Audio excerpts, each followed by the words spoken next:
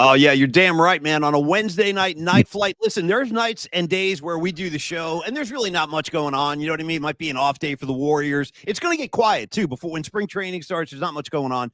However, this is not one of those days, okay? This is not one of those days. We have more on our plates than we can probably handle, but I want to thank everybody for showing up early already. I see some new names out there. This is fantastic. By the way, if you're new to the show, welcome aboard. Love to see you, and would love it if you'd be good enough to subscribe to the program. That's what we need, subscribers, and that's how you can support the program. I say good evening, Creative Tony. I'll walk you through what's in store tonight, but first I want to check on your head.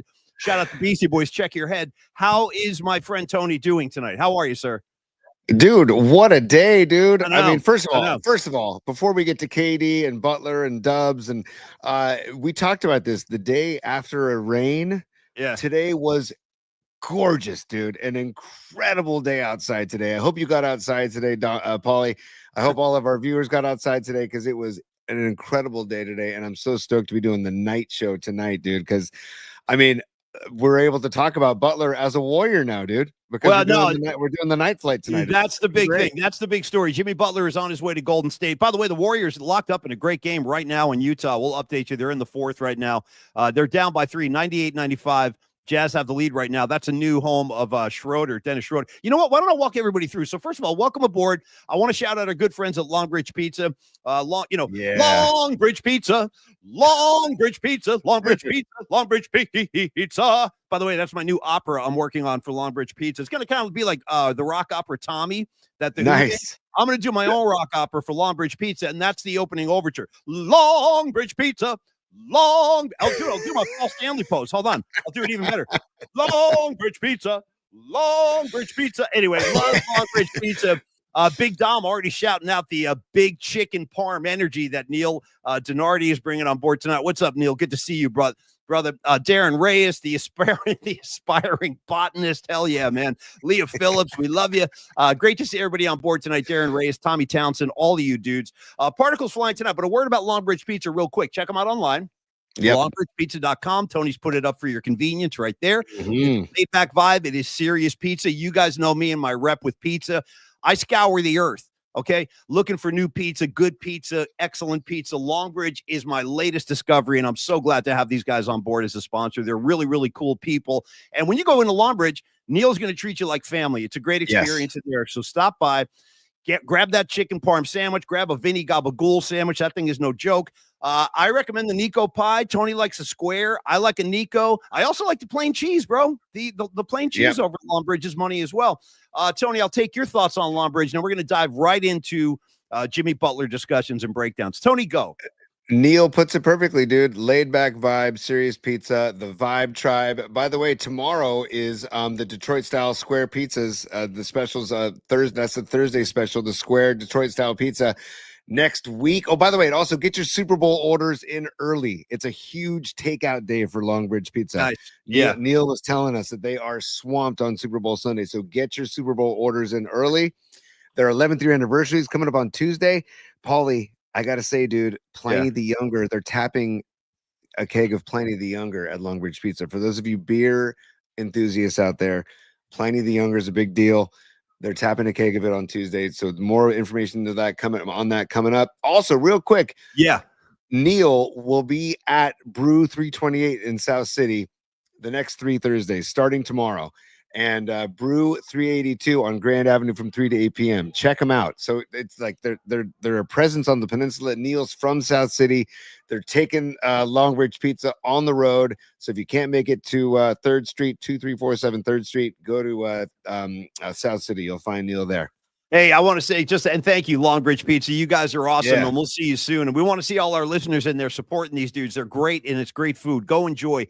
Quick shout out to Lily Merchant on the comments line telling me, Paulie Mack of all people, I need the hip swivel of Paul Stanley. I'll tell you something, Lily.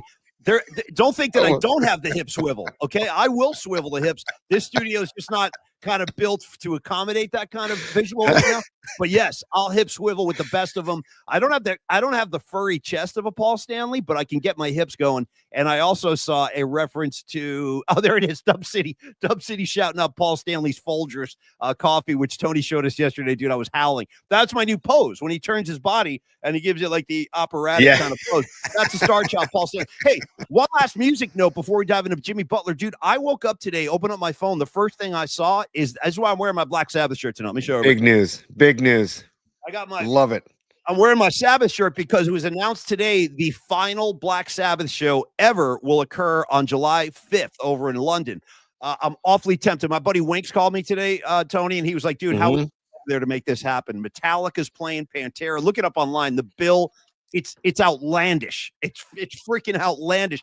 Every conceivable heavy. Our buddy Mike Borden's going to be there, drummer of Faith No More. And there it is, P. Yeah, show it to me, T. Where you? Yeah, here we go. Down here. Let me get to it right there. Right Boom. there, bud. Look at that. Yeah. Hold on. I mean, it is. Look at that. Yeah, stop right there. So look at this. Metallica, Slayer, Pantera, Alice in Chains, Anthrax. And then, I mean, you got Slash. He's going to be there. You got Mike Borden's going to be there. Rudy Sarzo, KK Downing, a Judas Priest. It's Billy Corgan. Okay. He's going to be there.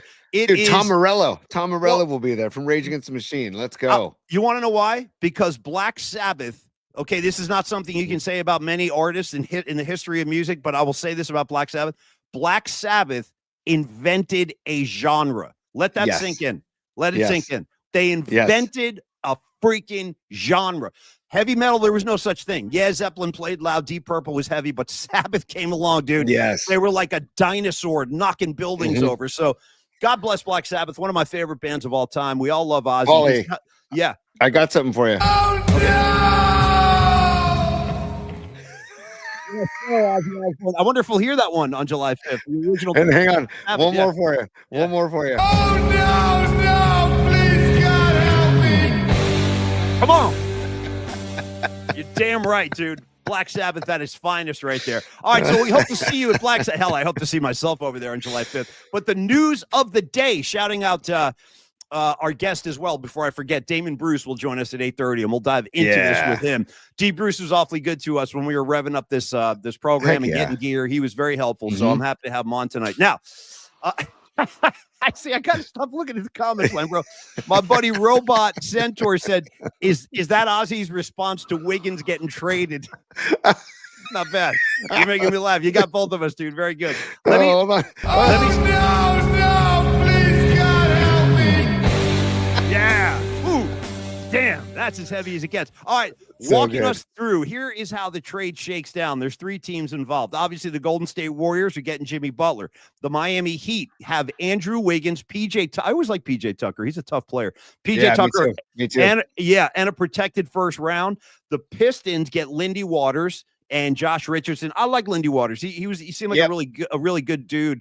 The Jazz, who the Warriors are now ahead by 4 points, 7 minutes left in the fourth, 104-100 Golden State. Anyway, Dennis Schroeder is now part of the Utah Jazz. And then finally, the Raptors have Kyle Anderson, slow-mo. I enjoyed Kyle Anderson and his time in Golden State. And by the way, quick shout-out to I got a shout-out, too. When you're ready, I got one, too. Well, I've been watching the Warrior game tonight, and I just want to shout out Pat Spencer. I think I'm a Pat Spencer head. Okay, did you guys see the dunk he had tonight, dude? This kid, I love this guy. I really think I'd like to see more Pat Spencer on the floor if possible, because he brings so much energy. He's a tough kid. He's really athletic. And anyway, I like Pat Spencer quite a bit. So the trade is in the book. Tony, I'm going to start with you.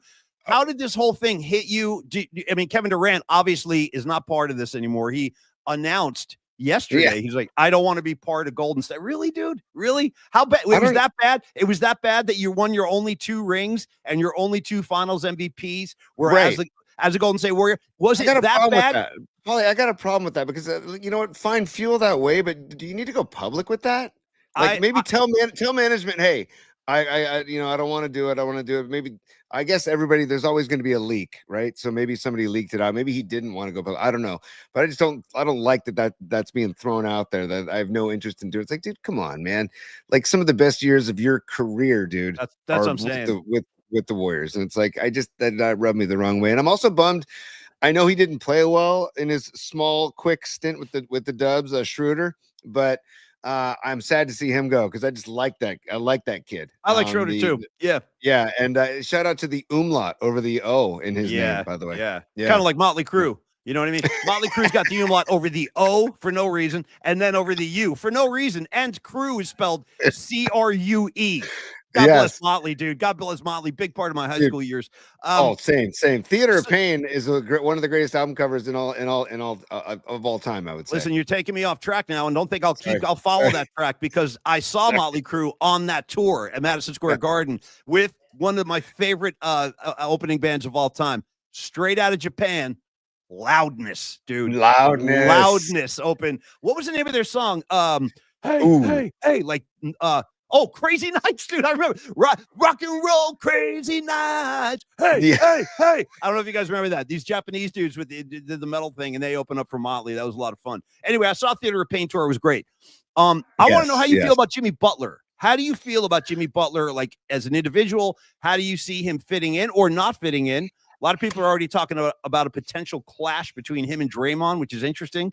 I don't know that they've had bad history together. I think that it's just two very demonstrative egos being asked to hang out together. Dude, I know we were just riffing, Paulie. Yeah. But honest to God, the Warriors might want to think about some kind of a retreat with Butler, maybe if it's just a half day. What are you talking about, like an Aaron Rodgers cave dwelling ayahuasca consuming retreat where you stare at a candle for 3 days? Is that what you're talking about? I don't know. What are you referring to? A retreat? What does that mean? I'm just like we talked about last week about Steph Curry maybe taking Jimmy Butler to Spirit Rock out there in the West Marin Headlands and talking about how, like, hey Jimmy, we're psyched to have you, but this is my team, right? And it's Draymond's team, and we built this. I built this with my own two hands. My own shout out to hands. Aiello. Yeah, I built this effing place with my bare effing hands. God rest Danny Aiello's soul, dude. I like when he's throwing crumpled up dollar bills at Spike Lee. Yeah. You're a rich effing man. He's just spiking money off him. It's incredible. Totally. Finish your thought, dude. That's my only worry is that because Butler, dude, it's just like there's no denying it's a very strong ego attached to his incredible athleticism and NBA or basketball skills. So I'm hoping that there is just a kumbaya that happens with the Dubs, and I don't want to project anything, but dude, Draymond is he's not like some just cakewalk to get along with. He's a very acquired taste as a personality. I mean, I love Draymond, and I hope he stays as a Warrior and retires as a Warrior. I love Draymond too. Yeah, period. But let's not pretend that he's easy to get along with. Well, he's got a high standard. I mean, he's got a high standard, and he's got certain expectations of, regardless of who you are. He did the same thing to Kevin Durant. He chewed out Kevin Durant during a timeout up in Sacramento, and I remember one of the quotes he said, "We effing built this before you got here." He said to Kevin Durant, and maybe that's part of the reason. Maybe the friction that I don't know that may have existed between Durant and Draymond is part of the reason why Kevin Durant doesn't want to come back here. I don't know, just speculation. Maybe. But to your point, dude, I got no problem with that. Every team has a leader. Every team needs a leader, and Draymond has been a phenomenal leader. He's had bad moments. He knocked out Jordan Poole. That was probably not his greatest moment, but listen. I look at like Van Halen, right? The greatness of Van Halen could not have happened without Diamond David Lee Roth. But from stories I've read, interviews I've read, excerpts from stuff back in the day, he was not an easy guy to get along with. Well, he's a taskmaster. He's a taskmaster. Right. He demands like a high level of performance from everybody, not just himself. And I like that. It comes from a good place. It's all coming from a good place, but it's like, man, if they all just have that common goal to win, dude, it's kind of like when a band takes the stage, dude, the common goal is just to put out great music for the masses, everybody be the collective one. Right. Hey, speaking of great music, if you're one of these nouveau hippies like Creative Tony, I'm looking forward to. You're a nouveau hippie. I'm looking forward to. Yeah, I just invented that term. I don't even know what it means. I'm looking forward to your conversation tonight with Damon Bruce, because I know Damon Bruce is back from seeing Phish in Mexico. You're the biggest Phish fan I know, so you guys can have your moment in the sun tonight and talk some Phish. I'll just observe. By the way, Warriors up by 5 now. 112, 107. I'll keep you posted. Just under 5 minutes left. Look at this. Look at Los D on the comment board, dude. How long will Jimmy and Dream get? Two strong ass personalities. They need to go to Sabbath together and bond. Hey, I'll tell you what. You know what's crazy about Sabbath, dude? It's a true story. The last Sabbath show I guess I'm ever going to see was it 2019, maybe something like that. I think it was 2019. They did one last lap around the country, and of all people, we took Brian Murphy. Okay, to a Sabbath gig, which is not exactly his cup of tea. However, he had a great time, and he wound up becoming a Sabbath fan that night, which didn't surprise me. But it was a great gig, and it's sad to see Black Sabbath go. But I have sound from Murph at the show. I think. Oh no, please God help me. Come on. Boy, you're going to get me on a metal rampage tonight, man. I know. Hey, by the way, just to balance that out, I was on my hike today in the San Carlos Hills today, and I was listening to the Pearl Jam show from Oakland of 2013. Love that show. Love that show. An incredible show. Love that show. And Eddie Vedder in between songs. Some of it, he doesn't talk a lot, but whatever he says is always well timed and well said. And he just said this in between songs. I'm like, you know what? I got to find that soundbite and I got to play it in the show tonight. So here we go, Paulie. Here we go. Yeah, it's nice to see happy people. It's nice to see happy people, Paulie. And I look at the comment line. I'm like, dude, it's nice to see happy people. It is. Thank No, you you guys, man, the fact that we seem to be forming our own kind of community over here makes me extremely happy. John Joseph, good call. Bad Motor Scooter all day. All damn day. I'm a huge fan of that track. Tony, more on Butler. Like, how do you feel about the fact that he's already announced about a week ago, I have no intention of playing for Golden State. And what do you know? Now he's a Golden State Warrior. So how does this whole thing work? First of all, let me say this before you give me your answer. As I've said before, and if you ever listen to Murph and Mac, I was a big Jimmy Butler fan. I really was. I love the way this guy played, but he does have a spotty history. He's got baggage, man. He had a bad exit from Chicago. He had a bad exit from Minnesota. Now he's had a horrible exit from Miami, serving 3 suspensions in one season. Like, dude, how about the NBA, dude? How about you can get suspended 3 times and get like a raise or like 121 million? It's this deal. You got 100 extension. He got 100 times. Let's give you a contract extension. That's the terms against everything in the world. He's going to make 121 over 2 years, but I do worry about like his temperamental behavior. Like if he's engaged and he's happy and he's locked in, he plays his ass off and he can be a one-man wrecking show. However, he's also a pouty little bitch when he's unhappy. So, he is. He really is. And I don't like the way he's been acting this year. Like you're not going to win. You're not going to win a pissing contest with Pat Riley. You're not. I'm a nouveau hippie and he's a whiny bitch. I love it. That's good. That's how I'm feeling tonight, man. I'm feeling loose. I'm just going to tell you how it is tonight, Big T.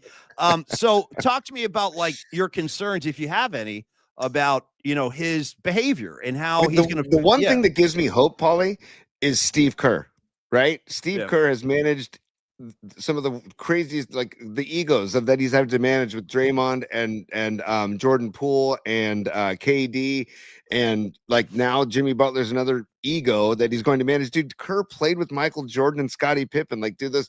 Well, he also played with Dennis Rodman. Imagine trying to deal with that. Yeah. And it's like volatile personalities. Yeah. So if there's any coach that is equipped to handle this stuff, I think it's Steve Kerr or a guy like Greg Popovich, right? So I'm psyched for Steve Kerr to get the opportunity, and I'm also happy for Kerr because I feel like he's so frustrated this whole season. He doesn't seem like he's been able to. And usually I like a good, relaxed Steve Kerr in the post game. By the way, Dubs up 117-110 with 3:47 to go in the fourth. That a boy. That's from the Polymac Particle Sports Desk, by the way. We have our interns working right now, updating us with scores and highlights. So stand by. We're feeding the Ducks and we're feeding the interns. Yeah. PMP Sports Desk 110-117. Dubs in the lead. 3:40 to go. Tony. Thank you. But anyways, man, I'm excited for Steve Kerr also to get that opportunity to manage the egos, and maybe he's the one that leads them on a guided meditation in Chase Center. I don't know. I mean, something. Guided what? They're not going on. I don't even know what that means. What the hell is a guided Somebody. What does that mean? You've never been on a guided meditation? You've never been No, like I don't on even know what you're talking Oh. about. I've meditated in my own home. I have a tough time meditating. My brain is too busy. Well, it's not supposed to be easy, dude. It's not Yeah, supposed to be easy. yeah. Meditation is you're trying to quiet your own mind, and it's never possible because your mind One of is these racing all the one- time. I was But, gonna say one of like- these days, dude, I might just go missing, and you'd be like, "Hey, where's Paulie Mack?" And then I'm gonna resurface like as a monk after like 6 months of meditating down in Santa Barbara somewhere, some monastery up in the hills, getting my scene together, clearing my head. But no, I've never been on a guided meditation. I don't think they're gonna take Jimmy Butler on one. I'm just throwing it. Yeah. Look at Dub City. I love it. Bringing Phil Jackson to burn the sage. That's great. Hey man, if it works, it works. Shout out Bob Weir's track, Sage and Spirit. Tony, go ahead. The guided meditation is basically just like I'm saying Kerr can maybe guide meditation with Steph and Draymond and some of the leaders of this team, so everybody knows where everybody stands. Because I'm curious. I'm sure on the surface, Curry and Draymond, those guys are excited. Yeah. But then, well, they're excited if he also wants human. to be. Yeah. Right. I don't know how to be excited if somebody says, I don't want to be with you guys. How do you get excited about it? Honestly. Yeah. No, I that's Curry's human. He's probably thinking, hey man, it depends on what Jimmy Butler we get, what version of Jimmy Butler we get. I mean, I don't know. It's kind of like, did you remember the Jane's Addiction gig that just happened recently when Perry Farrell lost his mind on stage and went apeshit and lost?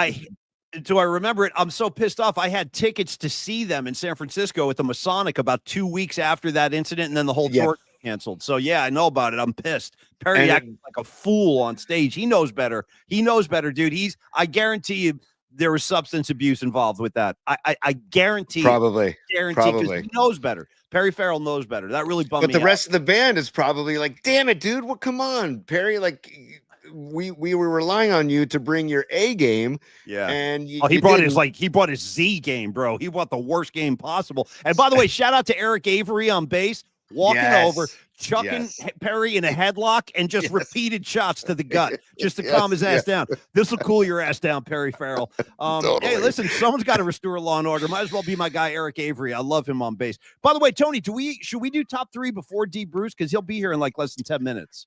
Yeah, we can do top three. Hang on one sec. Let me just get this going real quick. Or do you want Tony's top three? That's one. Tony's top three. Hey, man, it is what it is. Give me one more. Tony's top three. Yeah. Thank you, buddy. Feeding them well. Feeding the feeding ducks. them. Yeah. Feed the ducks. Hey, so I mean, we're kind of already taking a dive into what I had planned for Tony's top three, but a quick diversion into the calendar date of February 5th, 2025. 2525 has been called Barry Bonds Day. So we want to wish everybody happy Barry Bonds Day. And really quickly, Paulie, before we get back into the Jimmy Butler stuff, Barry Bonds is the best hitter I've ever seen. He was one of those guys where if I saw that he was coming up, I stopped what I was doing. I wanted to make sure that I watched his at bat. Quickest hands I've ever seen at the plate, turning on inside fastballs and yanking them down the right field line into the arcade or into the water. I just want to know where you stack Barry Bonds in just baseball lore, because obviously there's the asterisk, but I still think the steroids or not or whatever, he was a great hitter before the steroids, and I still think that like he's one of the greatest hitters of all time. And I just wanted to know what you thought of Barry Bonds and where he stacks up in the the Mount Rushmore, I guess, of power hitters. You're saying, okay, so that's the thing. I don't know if you're talking about pure hitting. I would bring up somebody like Tony Gwynn. I would bring up somebody like George Brett, who hit freaking 390 one year, bro. 390. Right. So there are great hitters out there, but then at the end you said power hitters. So if we're talking about power hitters, I mean, certainly he's right up at the very top of the list. I don't know that I can name a better power hitter. Unfortunately, though, all the so-called power hitters of that era, they're all tainted. Sosa, McGuire, Canseco, Bonds, like they all have that dirty background, and that's the reason none of those guys are in the Hall of Fame. And it's really unfortunate because they carried the sport of baseball. The summer of '98, Tony, you, me, and Darren Chan would Yep. rush home after our show to watch the Sosa McGuire home run chase that summer. And Oh, it no really question. Yep. and it really kind of saved baseball. And I think that because people were down on baseball after the 94 strike, and that kind of re-engaged the country with baseball. You couldn't help but follow that home run race. It was really exciting. True. But then it turns out there was, there were performance enhancers involved. And I really think that the commissioner of Major League Baseball at the time, like allowing all that to happen, enjoying the renaissance of interest, and then cracking the whip on them saying, now you guys are all in trouble. Like, I just didn't like the way that whole thing shook down. It was a bad look for baseball. I'm sorry, to get to your original question. Yeah, Bonds is right up at the very top. Yes. I want to share this too. Look at this from Ryan Spader. So follow him on Twitter or social media. He's really good as far as in relation baseball. to James Spader from 16 Candles. I just don't asking. know. Okay. I don't know. I love it. Oh no, I guess no. That was Pretty in Pink. He was Pretty in Pink. My bad. I actually don't think so because I think Spader is Spader. I don't think Spader has the extra E. I just thought I'd ask. I'm a fan of James Spader. I appreciate the question. But he says Bonds hit a major league record 762 home runs. If all of his home runs were converted to strikeouts, he would still boast a higher on-base percentage and a lower strikeout rate than Shohei Ohtani. That's how outrageous Bonds was. That's all I'm going to say. So, all right, okay. I'm a fan, and I would love to see him in the hall, but who knows? Hey, one of these days, Tony, if you can remind me, I don't have time right now because we got to get to D. Bruce, but remind me to tell you my Barry Bonds story with Brian Murphy. Murph and I had like a pretty amazing encounter with him. It only happened once. I've got a couple of Bonds. Yeah. We had like a long conversation with him once in Scottsdale. It was really wild. Anyway, I don't have time right now, but remind me and I'll tell that story some other time. Tony, you said one of these days. What is the guy? What do they say in the Pink Floyd song? One of these days. I'm going to cut you to pieces. That's what he says. I'm going to cut you. Yeah. It's a great track, by the way. I love that. I love One of These Days. Didn't you have an idea of doing a Dead song into One of These Days? The other one. Yeah, the other one into One of These days. The other one. Good call. Well, it works. It's the same rhythm. The bam bam ba ba bam bam ba ba bam bam ba ba bam bam. It's the same kind of rhythm. I like it. Could you do One of These Days, the other one into Children of the Grave by Black Sabbath? 100%. They all carry that same galloping kind of rhythm. Yeah. Yes, I love it. Nice. Yeah. Okay, second one it's the Jimmy Butler. The question I dedicated to Jimmy Butler, basically saying. We've already kind of covered it, but I just want to know, bare bones, Paulie, does this make them a championship contender? Well, okay. I think if Jimmy Butler is engaged and he is going with the flow of the team and not trying to be a one-man show, which he was at times, I think, down in Miami. But they kind of needed that. That Miami Heat team, they needed him to put the team on his back, and he did that. But he's not going to be asked to do that in Golden State. That's not what is required of him in order for this team to succeed. But yes, I think if he's engaged and he's not causing drama and distraction, then yes, it's possible. I think it really potentially could help a lot. If it wasn't for what's going on in Miami recently, I would be very excited about this because again, I've been a big Butler fan, but I'm really down on him right now for what he's done down in Miami. I don't like it. So, and like you said, Paulie, not just how he's been handling the situation in Miami, and especially with Pat Riley, but also what he said about the Warriors. I know it's like I know. I mean, all of a sudden we're just supposed to forget that. Could you imagine if turn the page? Could you imagine if someone was coming to work on our show and the guy was like, "There's no way I'm going to work with Paulie Mack. I won't do it. I'm not going. I'm not going to go there." Right. And all of a sudden, he got sent to us. Like, it would be so awkward. So yeah, it is. It's going to be a weird transition. Hopefully, it'll go smoothly. Joe Lacob is going to make this guy happy. I have to think financially with that deal. It's a 2-year deal, dude. He's making a ton of dough. So, but dude, if he's engaged, what?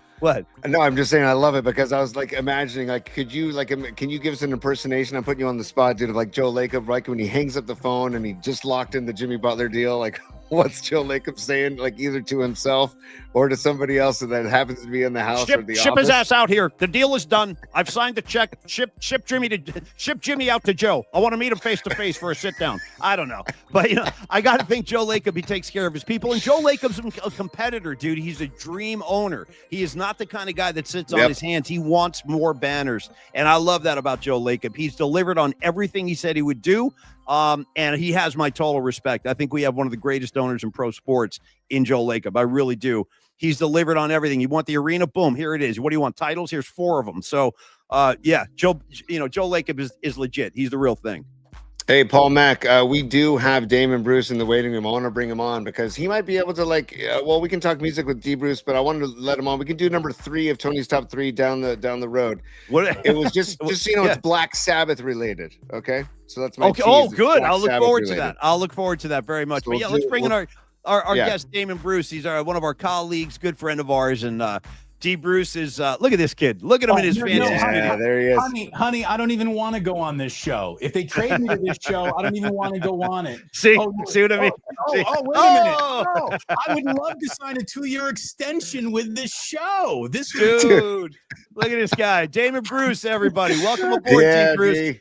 Great to see you, my man. And of course, Damon Bruce has been killing it on YouTube for a while now. We're the new kids on the block. We're just getting started. But Damon helped us quite a bit, get a handle on what's required, what we need, how it's done. And thank you for all that, Damon. I'm glad to see you tonight. How you doing, brother?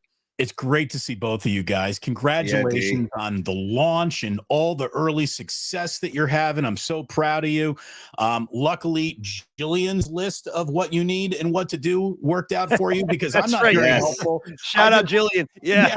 I mean, I just tell you guys, so buy a microphone and then talk into it. That's all I told you to do. I'm right there with you, brother. I'm right there with you. It is great to see the both of you. How about the fact that, you know, all day long I talked about the trade that didn't happen. And as soon as I'm picking up the kids, the Jimmy Butler thing, of course, goes down. You know, the one day I'm not in the house refreshing social media every 30 seconds is when it actually goes down. So the timing of sports in life is always magical. It really is. By the way, Utah Golden State bust out. We got a little game here. I know we're watching too. Yeah, Utah up a bucket here. Curry trying to make something happen. Drives the lane, misses the layup. You need a foul. You need a foul, Steve Kerr. We got a bonus. Oh boy, here we go.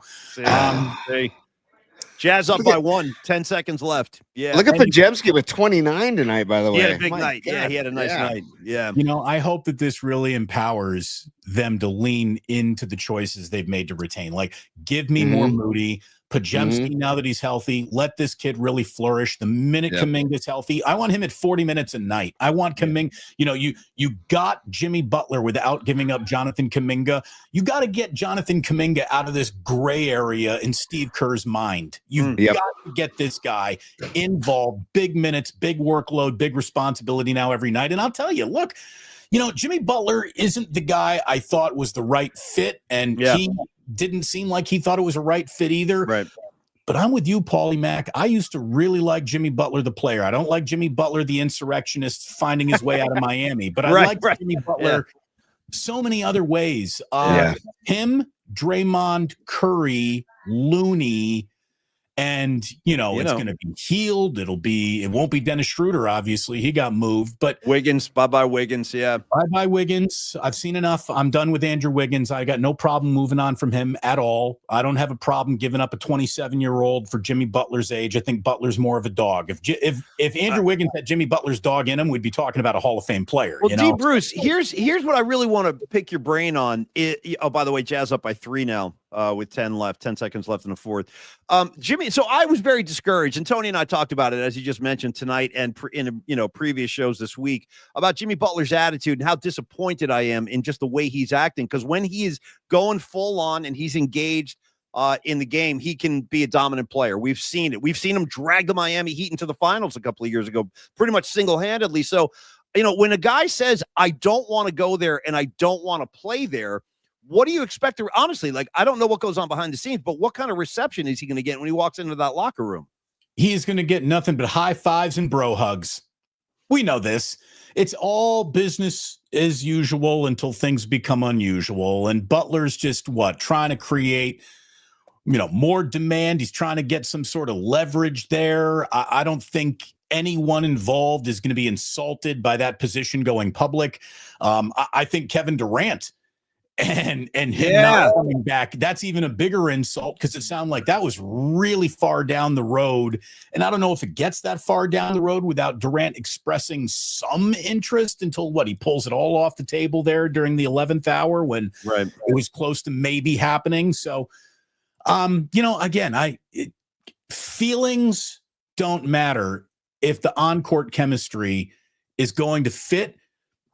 I think the 49ers are going to, or excuse me, the Warriors are going to be a little scrappy here. They really will be. I could also see how Jimmy Butler and Draymond Green are sick of each other inside of 2 weeks. Okay, this is where I want to, because I saw your tweet a little while ago, D. Bruce, about that, where you were talking about the Draymond, Jimmy Butler dynamic, and you're not the only one. I've heard there, man. Big egos, no question. But I have to say, as a 4-time NBA champion that Draymond Green is, and the leader that Draymond Green is, I kind of feel like Jimmy Butler has to fit in with these guys. Like, this is not Jimmy Butler's team. Obviously, he's going to have to get involved with the Warrior system. But talk to me about the nature of, like, what kind of clash there could be between those two, and why you say that. Well, I hope that this is where Steve Kerr pulls out that iron of his to smooth any rough patches out. Should there be early indicators of rough patches? My mom used to say, sometimes you just got to wear beige and blend. And Jimmy Butler, I think, walking in here needs to wear a little bit beige, and he needs to blend in. And then look, with the contract extension that he just got and how he plays and how he adapts to this team, I think a leadership role could absolutely emerge for him. But it's not going to be that on day one. No. And he is going to have to earn that on-court leadership tag on a group that's got guys who are NBA champions. Jimmy Butler has no ring size. We don't even know what it is. We never even measured it. That's right. So, I think that Steve Kerr, Steph Curry, and to an extent Draymond Green they command that level of respect without actually like commanding it. Now maybe Draymond's a little bit more forceful about it, but a little bit. Yeah.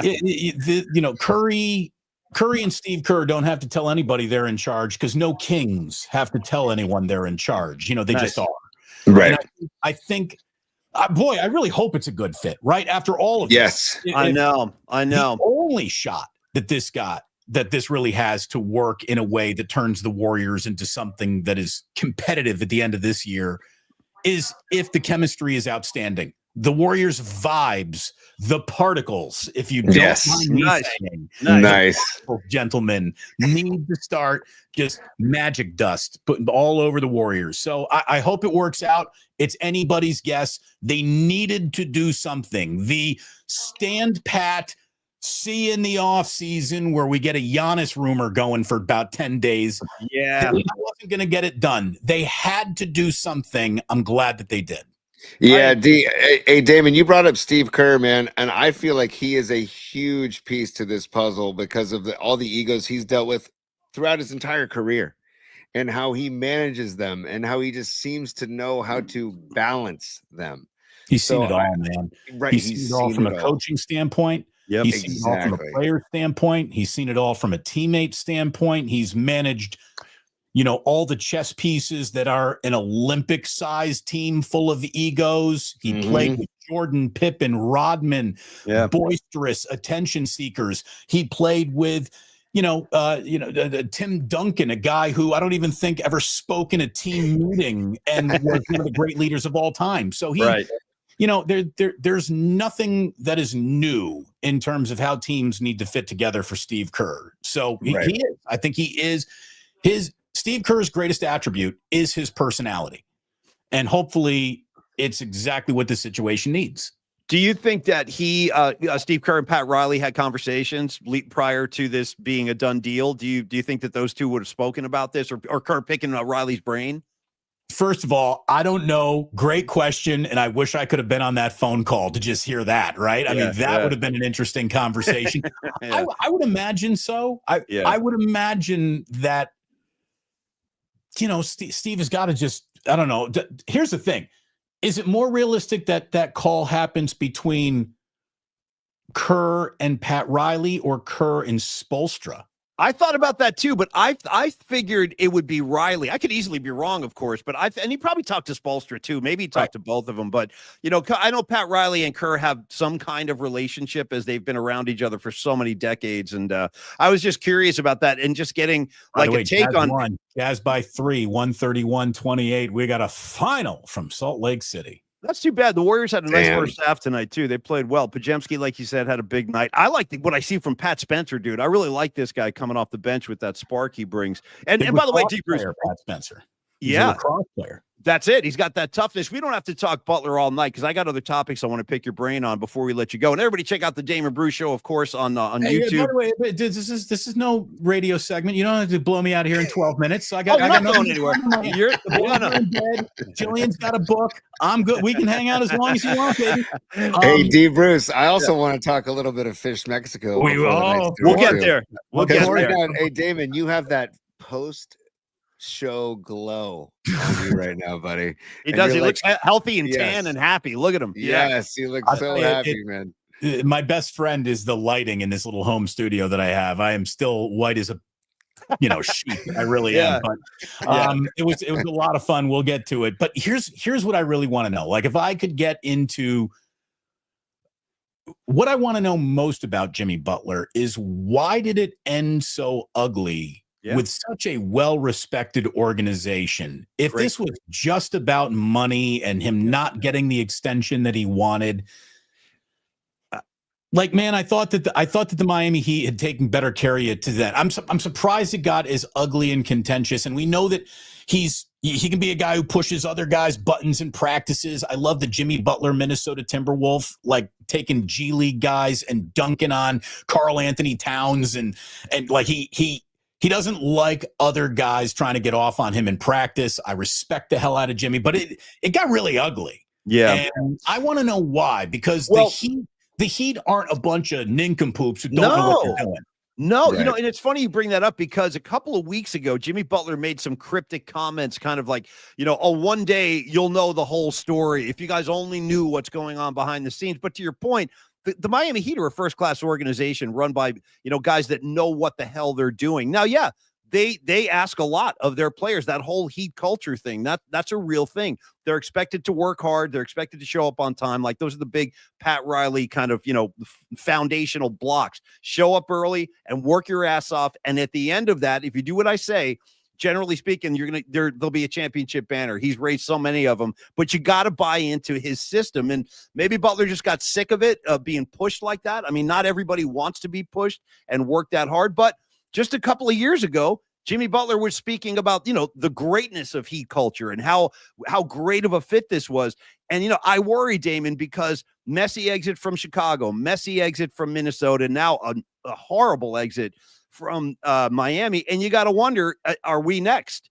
Are we going to suffer that kind of drama next? I certainly hope not. This is only a 2-year deal, but it's a last stop, though. I mean, it's a last stop. This is it. This is the curtain call for Jimmy Butler. Yeah. And so, here's the thing. You're right. It's all messy exits. It really is. Hopefully he will give clean slate, like a clean slate. Yeah. I mean, look at it this way. This is the last best chance any of them are going to have. Nobody involved in this conversation is a young man anymore. So, right.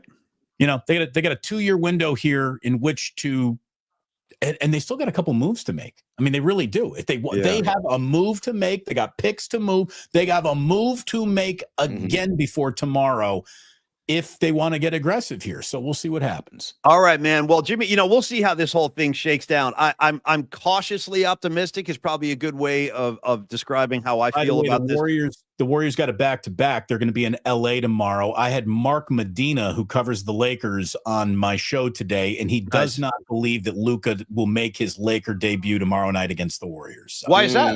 Why is that? Did he say what? He's still got that calf strain. Well, he's still dealing with the calf strain. So okay, all right. But I was really looking forward to the Luka Laker debut being against the Warriors. I guess it's not going to happen. Yeah, that's a bummer. Yeah, that stinks.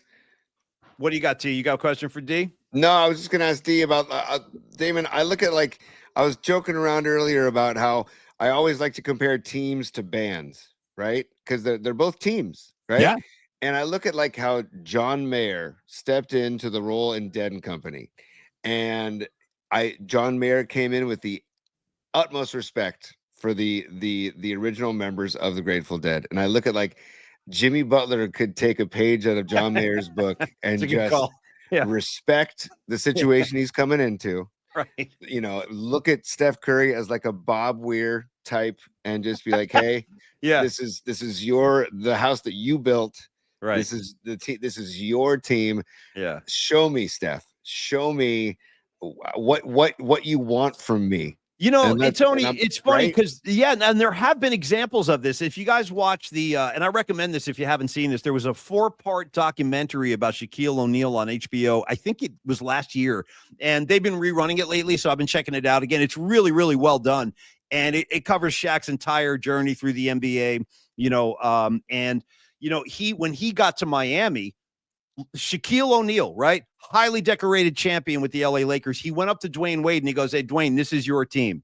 I'm only here to support you. I want to help you get what I have, which is multiple championships. And I believe you're the guy to do it. And I'm just here to help, but this is your team. Now, I would love if Jimmy Butler would come in and make that kind of statement, privately to these guys and say like, hey, Steph, this is your operation, man. Let me know how I can help. But I don't know. I don't know his personality well enough to make that kind of prediction. Everything that we knew about Jimmy Butler right before we didn't like his exit in Miami suggests he's that guy. Right? Yeah, right. But he is a basketball lifer. He's not a pussy. He's not someone who shirks responsibility. He plays hard. He works hard. Charging $20 for cups of coffee in the bubble. This guy's, he's looking to take advantage of situations. So I really hope that he's like John Mayer. And he's respected the catalog enough. And even though he knows he can play the guitar, he's going to take a solid month to work on that guitar solo from Help on the Way because John Mayer said it was the hardest thing he ever had to learn how to play. To learn how to play it like Jerry took about a month for him to get it down. Yeah. And that's what Jimmy Butler needs to do, but he just does not have a month to practice Help on the Way. So he's all right, guys, I got to throw this comment out here from Darren Reyes. Gary Sharon Devaney. Wow. Poor Gary Sharon. Guy's still taking a beating all these years later. Poor bastard.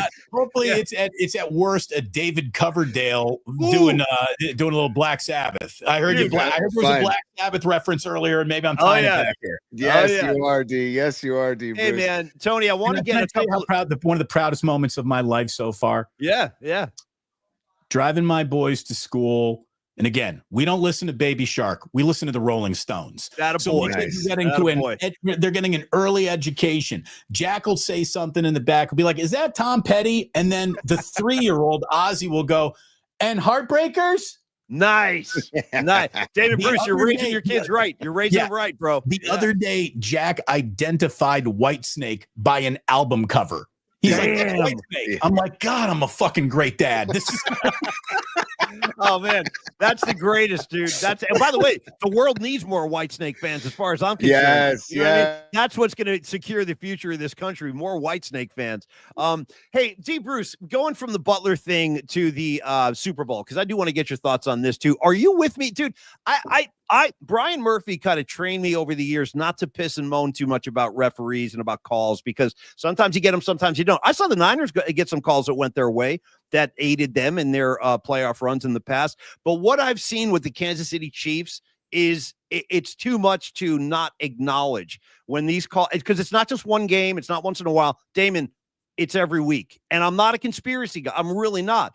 But I do think that the NFL would love to see this team become the first team to ever three-peat. That way, they can tell us, the customers, they can say, hey, right now, this is the best football team we've ever seen, which I would love to punch holes through all night long. I could name 10 other teams that were better than this Chiefs team, at least 10, probably more. So I resent it. I resent the fact that they seem to be getting assistance. I don't know how you view this whole thing. I've spoken a lot. Tony has too. He kind of feels the same way I do. Where is D. Bruce with this whole Chiefs, refs, love affair that seems to be happening right in front of us? Okay.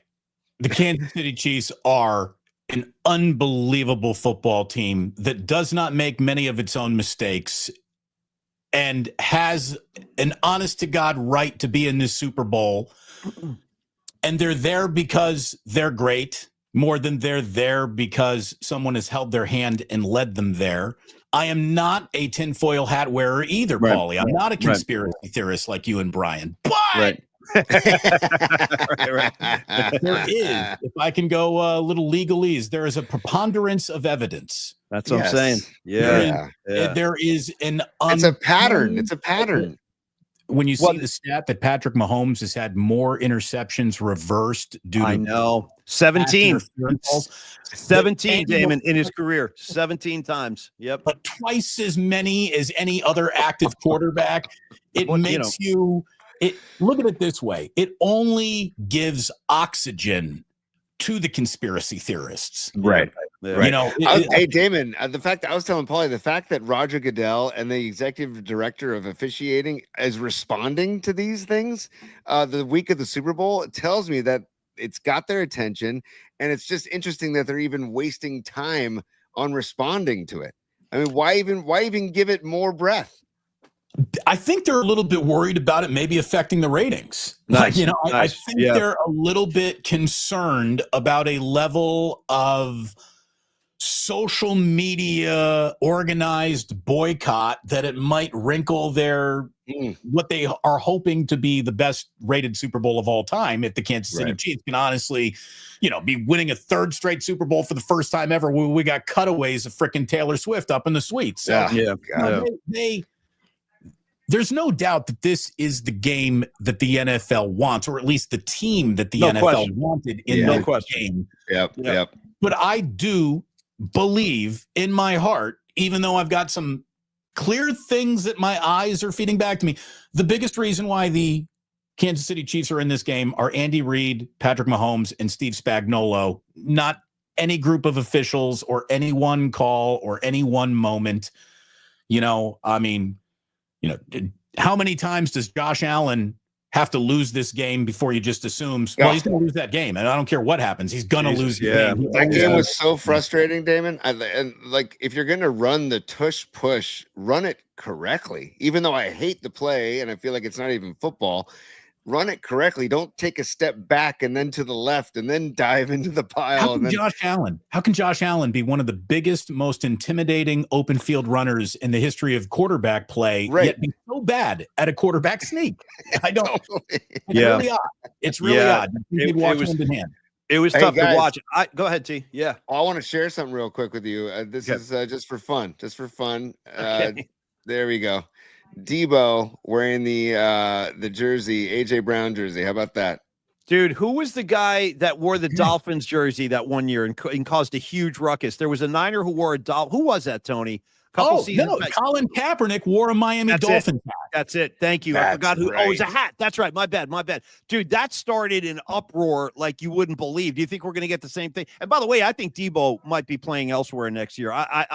I'm at the point, Damon, with Debo Samuel, where if they want to move him, I'm fine with that. I really am. I was really unhappy with what I saw from him last year. He wasn't breaking tackles like he used to. I don't even think he was engaged in a lot of the games. He started playing like Debo Samuel late in the season after he came under heavy scrutiny for those comments. Hey, I'm not involved in the offense. And then Purdy drills him in the numbers with a pass, which he drops.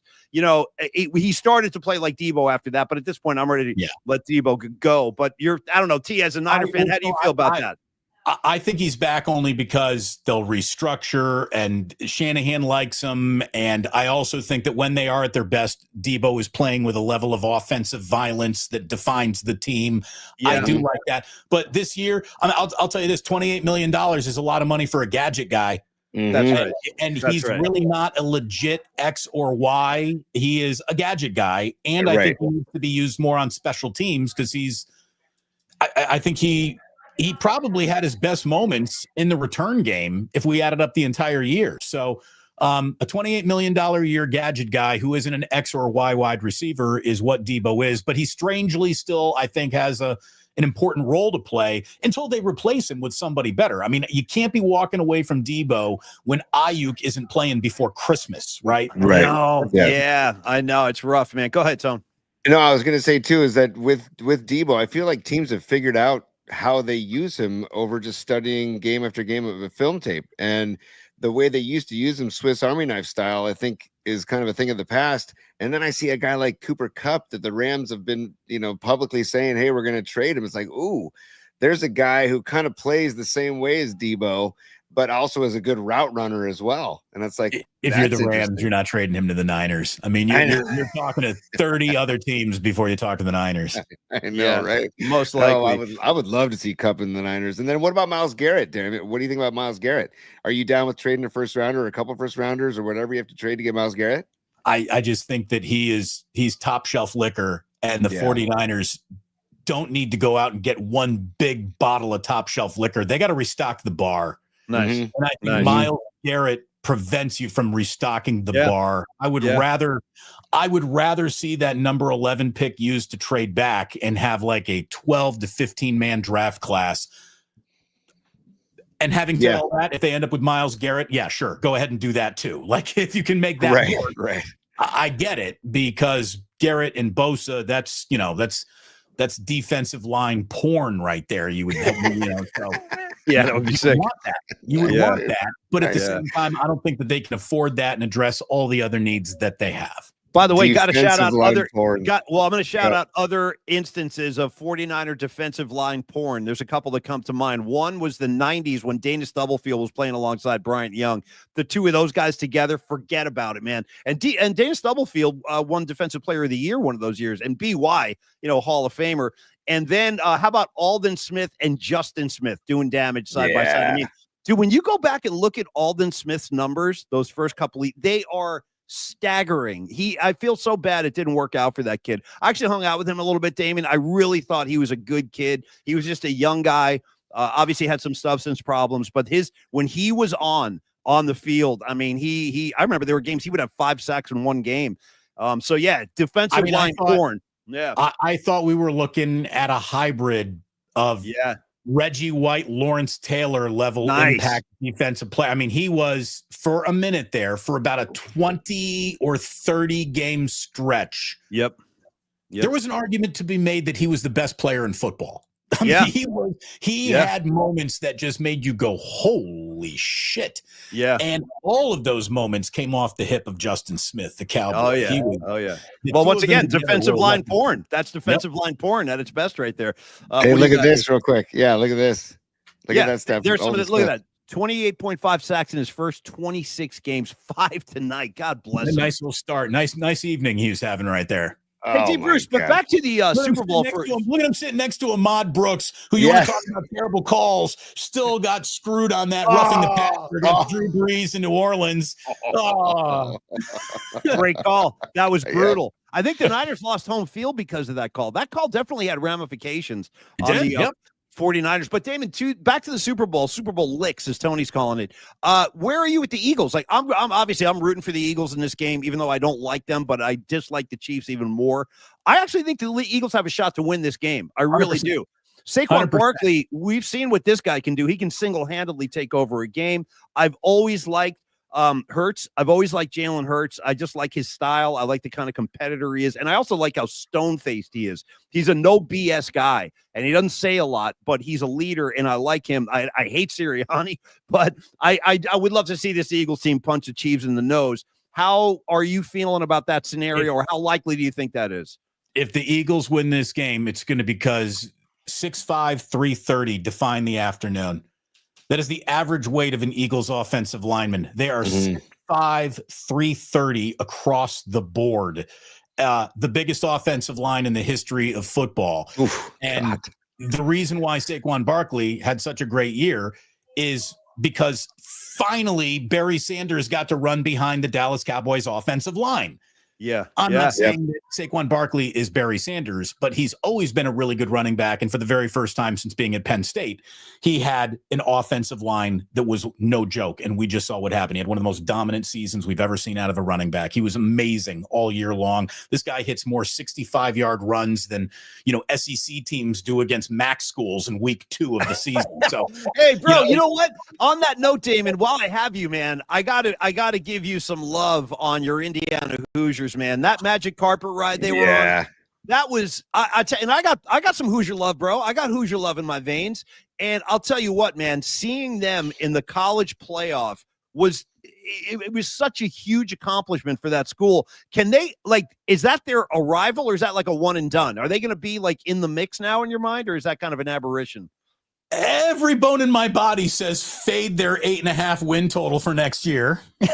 Yeah. Because, one great year never rolls into another anything. We don't even know what a great year is. We just had one of them. We don't know how that follows up. But look, they got the right no-nonsense coach. Yeah. And NIL and transfer portals sort of make everything a little bit different. Yeah. Fernando Mendoza from Cal is transferred to Bloomington. So, a quarterback is back in the room. We'll see. But again, it's the Big Ten. It's Ohio State. It's Michigan. Good luck with that every year. Penn State. Back to this. Thank you. Go Hoosiers. Yeah. Yeah. Yeah, we're with you, man. And by the way, we are a football school. It's time to fire Mike Woodson. This is not working out. We lost last night in Wisconsin. I got Indiana basketball problems. I got a football school now. It's a really weird world I'm living in. Nice. If the Eagles win the Super Bowl, it's because Saquon Barkley ran it down their ass, and Mahomes spent most of the evening watching the game, not playing in the game. I think we got to push defensively between Spagnuolo and Fangio. If the Eagles' offensive line goes out and wins this game, the Eagles win this game. If I were Philly, and maybe they've already done this, I would show the Eagles tape of the Bill Belichick Patriot game when they went into Arrowhead and beat Mahomes in the AFC Championship. What was that, 2018 or 19, one of those years? I always thought that was one of Belichick's masterpiece games because he did exactly what you just described.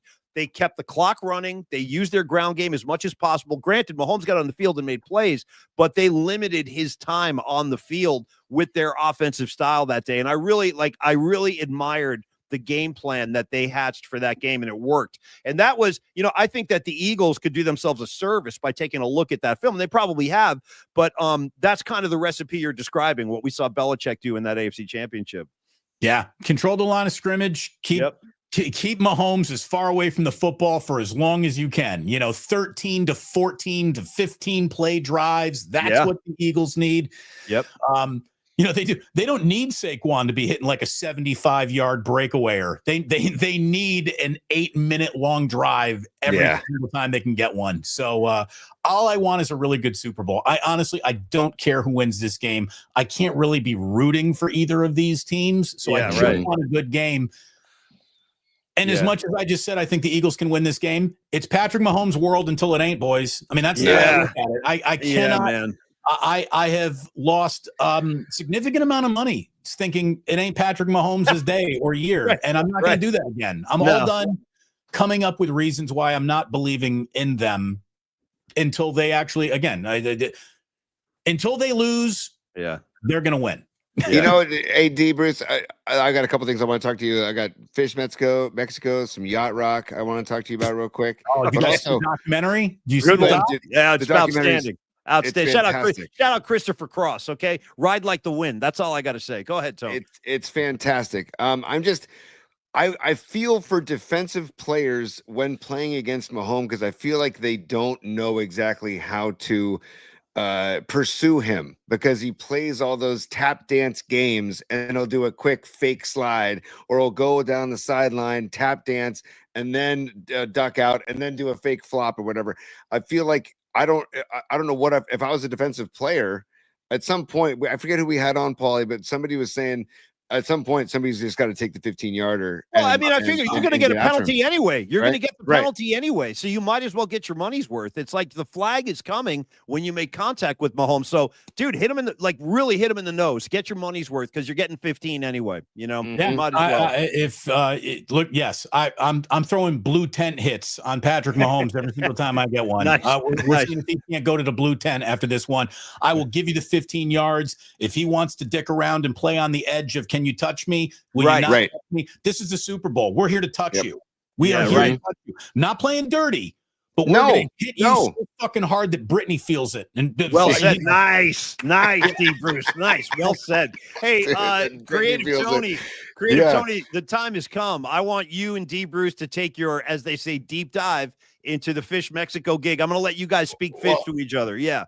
Real quick, before we get into Phish Mexico, I'm going to share this look at this. Okay, Paulie and D. Bruce. Paulie and I have talked about like people that have worn, like it came up with Cooper Kupp and how he was wearing a lot of Grateful Dead shirts. And is he really a fan of the Grateful Dead's music and catalog. Is he quote unquote deadhead?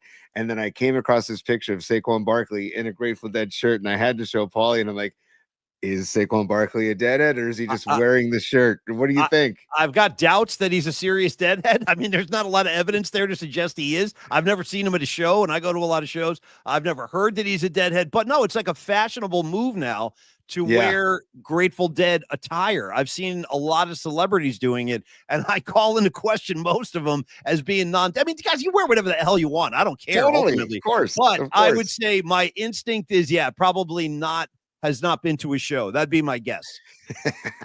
And then also not like an original Jerry show, right? I mean, he right. He's never seen. He doesn't know who Pigpen is. No, he's not down with Keith and Donna. No. He's not worried that Donna Jean Gottschalk is going to ruin this fucking song too. He's not worried about any of that. Sorry, Donna. Sorry. She's a sweet lady. Oh, Damon, you're speaking my language. And then on this day in 1983, Africa by Toto reached #1 on the Billboard Hot 100. If you see that on the side of the screen, how about that? And if you watch that Yacht Rock documentary, talks about like the 6 degrees of Toto, and it's crazy. That was pretty outrageous. Yeah. So my single favorite line in that, well, first of all, I am like an arbiter of what is and what is not yacht rock. I listen to an awful lot of Sirius XM yacht rock, and songs that appear on that are clearly not yacht rock bother me. Yeah. Fleetwood Mac is not yacht rock. You can listen to, just because you want to hear this song on a boat doesn't make it yacht rock. I agree. And I've always defended Steely Dan as a notch above yacht rock. And what I love about this documentary is where they show, and they actually use the phrase that Steely Dan is the primordial ooze that yacht rock emerged from. Nice. Well said. Steely Dan is made up of all of those studio musicians that became Toto. And it is amazing what a scene that was. And Michael McDonald ties so much of it all together. Great documentary. That's one of the finest hours of Bill Simmons's career producing that documentary. I got to shout out my brush with Steely Dan greatness, and my friend Christian Narag is on the comments line right now. That's my buddy Rags. And by the way, Rags says, I know Rags. I've listened to enough Murph and Mac shows to know about Rags. I feel like I know the guy. He's in the house, and Rags says that Saquon never ripped whippets in the parking lot before his show, and he also never shook his bones at a show. Rags, I agree, but check this out. True story, boys. Rags and I used to landscape Donald Fagen's parents' house in New Jersey. Whoa. I didn't like that. Yeah. We had a landscaping crew that worked. It was like our summer job, and it was brutal, dude. Hot, humid Jersey sun, poison ivy, the whole bit. But anyway, the Fagens was one of the homes that we worked on. And obviously Donald was not there. He's moved on. He's probably living in Malibu in some mansion, but his folks are still in that town, or they were when I was growing up. So yeah, that's my brush with Steely Dan greatness. I mowed the guy's lawn. Yeah. Did they demand the meticulous attention to detail like they did in their studio sessions? There's a blade out of place. I want you to go back and do it again. One of those blades of grass is aimed the wrong way, guys. Yeah. In that documentary, in the Yacht Rock documentary, I love that Donald Fagen basically hung up when they called him to do an interview. Well, did you see the final? Did you see the final cherry on top of this Sunday? Rags threw up, hung over on the Fagen's lawn. Shout out Rags. Shout out Rags, landscaping, throwing up, and then going right back to work. That's how we used to roll. Yeah. Hey, also, if we're gonna get Rags in the mix, going back to your son knowing Whitesnake from the album cover, Rags says, "Show your son a picture of Tawny Katane." You got to start him at some point, I guess. Yeah. I don't know where I'm going, but I sure know where I've been. Nice, dude. Nice. Well, Tony, do your Phish thing with D. Bruce, because we're going to wrap after that. So get all your shots in that you need as far as reviewing those shows, man. Take it. I just want to hear about the magic that is seeing Phish on the beaches of Mexico, on the shores of Mexico.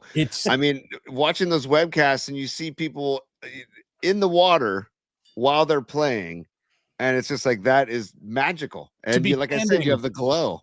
To be standing ankle deep in the Gulf of America. Yeah. To be standing in the Gulf of Mexico watching a band that you've been watching since I mean, that's the thing. I I cannot believe that I'm there. You know, I saw Phish play at Achilles Rink in like 1994 in Schenectady. Nice. So I can't believe that the band is still together 40 years, that they're still innovating, they're still creative. Again, if you don't like Phish, you don't need to worry about them. They'll never come for you. You have to go and find Phish. They're not going to bother you on the radio ever. Nice. It was magical. And they're on it. I mean, for a band that is literally 40 years down the road together, you know, Tony, you just saw their New Year's Eve thing where they went in an EDM direction that nobody saw coming. And, you know, jaded veterans might not have liked it, but I can't begrudge the band anything that keeps them feeling creative. And they've always said they don't want to be a nostalgia act. Well, they ain't. No, they keep exploring, man. They keep exploring new territory, and I love it. I'm all for it. Tony, they are playing songs in a way where, you know, what you'd think would be a fourth song in a first set, they're now like encoring with those songs. They have they've taken their entire catalog, they have reconstructed it, they've deconstructed it, every rule that ever applied to how a song will go, its set placement has been completely thrown out for a new set of rules, and it's always so fun and interesting, and I love them in a geeky tracking jam times way. You know, I mean, there's a lot of correlation between sports fans and Phish fans, which, by the way, there's nothing like being at a Phish show on a Saturday night, kind of rolling on some shrooms and walking off the beach hearing like Luka Doncic got traded. Luka Doncic got traded. They're like, wow, these are good shrooms. I'm gonna be rolling here. There's no fucking way he got traded to the Lakers. These people are nuts. What are they on tonight? So that was a little surprising. But look, it was awesome. It was special. Big mic shows. The bass was turned way up for the beach. Mike was really taking over. And, you know, I think Trey Anastasio has officially positioned himself as one of the 25 greatest virtuoso guitarists that has ever played. And he was on fire. Page did it. Fishman's, you know, there's a reason why they named the band after the drummer. He is so freaking good. Oh, he's incredible. And it was a lot of fun. Look, they're corny in so many ways. They're lyrically a rough band to get into. But if you can suspend, you know, critiquing of what the song is supposed to mean and just get into the jams and the way that they play, and, you know, there's different levels of Fishdom. And I said, my wife is now officially by the way, I am proof that grooming works. Yes, dude. The way I rolled her into going to these shows with me, and just, you know, little bits of well, what do you think of this? What do you think of that? Do you like this song? What do you think of this? You know, here's the thing. I want to play you something that isn't Phish. Did you like that? You did. Well, that was Phish. Nice. You know, guess what? Little things like that along the way, and she now legitimately can like tell the difference between like, geez, that sounds like it's from 97 more than it sounds like it's from this year. Like, she's starting to pick up different eras of the band and how songs evolved. And so she's in it now too. So God bless her. God bless her. I love that you posted a picture of the two of you when you just touched down. You said you were getting ready for night one. And I was like, man, that is a great shot. It was like a frame of a shot. The that was a great shot. That was a great shot. At a poolside bar that is literally under a thatched tiki hut, but there's no bar stools. There's swings suspended on rope from the ceiling. Nice. It was a really good resort. It's called the Moon Palace. The food, not great, but every other amenity there is just A+. Hey, couple quick. Go ahead, Paulie. Go. Well, I wanted to shout out you guys are getting some love here on the comments line. Shout out to our buddy Neil Denardi from Longbridge Pizza. Why don't you go ahead and throw that graphic up again, T, because we're going to shout them out on the way out. Neil Denardi says, I live for Trey's Licks. Also, shout out to Darren Reyes. He said, I was at SNL in the audience when Phish played the Saturday Night Live show some years ago. Cool. Very cool. That must have been... Tony, we got Bill Graham tickets going on sale on Friday, 10 a.m. That's right. I put in for the lottery, of course, got, you know, dinged, didn't get I never get lottery tickets. So same. But this is a home game. I mean, I'm going. I don't care. They'll sell out fucking 1,000 more tickets than you got standing room. I will be at those shows. We're going. Yes, Damon, I will be there with you, my friend, and we should pre-party, post-party. We will 100%. Make sure to connect. Now, here's the thing, Paulie. can we get you to a Phish show? I don't. Absolutely. Are you not a big Phish? You've been to a show, right? I've been to a few of them actually, and I really put this burden on to listen. I've taken a Creative Tony to probably, to be honest, too many gigs. So I'm going to put this burden on Creative Tony. It is now your responsibility. Who's the guy that took you to see Springsteen earlier this year? That was Paulie Mack. Who's the guy that took you to see the Warfield shows with Trey and Phil? That was Paulie Mack again. It's your turn in the rotation. The Primus shows? Did you take him to Primus? He bowed out of Primus. No, you didn't want to go to Primus. Yeah, I couldn't make it to Primus. But the offer was there. So Tony, it's your turn in the rotation. You come up with a ticket, I'll definitely be there because I love the Bill Graham Civic, and I've seen them there in the past, and that's a good room to catch them in. So you get me a ticket, T, I'll be there. I can tell you that. And I know our buddy Neil Donardi from Longbridge Pizza will be there as well. So a word April on Longbridge. 22nd, April 22nd, April 23rd at Bill Graham Civic. And also, just to sum it up, Damon, as you entered I was not at this festival, the IT Festival, but the Phish IT Festival, and they had a banner that said, "Our intent is for your delight." And that sums up the band in one sentence for me. And everything they think of what they do for the fans and the reciprocity that goes between the band and the fans. It's a magical thing, and I love that you were down in Mexico, man. Way to represent. Hey, and, David, you notice how he didn't answer the challenge. You notice how he just ignored what I said. He did sidestep the challenge. I'll tell you what. So you know what, D. Bruce, if you get an extra, you let me know. I'll go with you. If Tony can't accommodate me, I'll find a way in. But I do think it's Tony's turn to come up with a ticket for your boy over here, who's taking you to a couple of gigs in your life. I'm just saying. Get it done, Tony. Get it done. Get it done. We will get it done. You got it, P. Creative Tony, word about Longbridge. In fact, dude, why don't we take D. Bruce over to Longbridge before we go to the Bill Graham show? Because Neil Donardi, the owner of Longbridge Pizza, Damon, big Deadhead, big Phish fan, the playlist of music playing at Longbridge Pizza. Here are the bands I've heard while we've been eating food in there. I've heard Jimi Hendrix. I've heard the Rolling Stones. I've heard Phish. I've heard the Anastasio Band. I've heard the Jerry Garcia Band. I've heard the Grateful Dead. It's almost like we built this playlist. That's how cool Neil is. He would fit right in. We got to get him on the show one night. We'll throw Neil on the air. Yeah, dog patch. Okay, here's the deal. Neil, my wife is out of town next week. She's gonna be in Chicago all next week working on a business trip, which means I got the two boys, which means I am ordering a pizza, but I'm not gonna go to my usual spot. I'm coming to Longbridge Pizza. Nice, David. Next week, and I will come back on and review the Longbridge Pizza. I can't wait to try it. I have not had Longbridge Pizza yet, so I'm in. It's really good. Honestly, because I can be a real pain in the ass with pizza. I'm not kind if the pizza's not good, but these guys deliver. Neil knows what he's doing. Chicken parm sandwiches on the premises as well. Vinny's gabagool sandwich on the premises as well. The Nico pizza, named after his son, is a home run. Sausage, pepper, and onion. Tony enjoys the square pizza. Anyway, you'll love it, Damon. It's a laid back vibe. It's serious pizza. Check them out online at longbridgepizza.com. And Damon Bruce, listen, bro, great seeing you tonight. Thank you for coming on. Thanks for the help you gave us in the kind of ramping up to get this show off the ground. Because you really did. You helped us, and we appreciate that, and we won't forget that. And by the way, tomorrow, Matt Mayoko joins us. We'll talk Super Bowl, Niner goings on with Matt. Matt Mayoko. I love it. You get your Cobra strike. It was... Guys, I mean it. You know how I've always felt about you since the day I met both of you. You are good guys. We are friends that go beyond the radio career together. So I was happy to help. It's great to see you. Let's do a lot more of this. There are no rules anymore. We can do whatever we want. By the way, there's a big sticker exchange around Phish shows. This is the best one we pulled out of Mexico. I don't know how much you can see it. It's our Hawk Tua interview. And it's underneath it, Tony. It says "spit open and melt." Wow. On that note, Steve, if you can dismiss the class, we'll be on our way because there's no.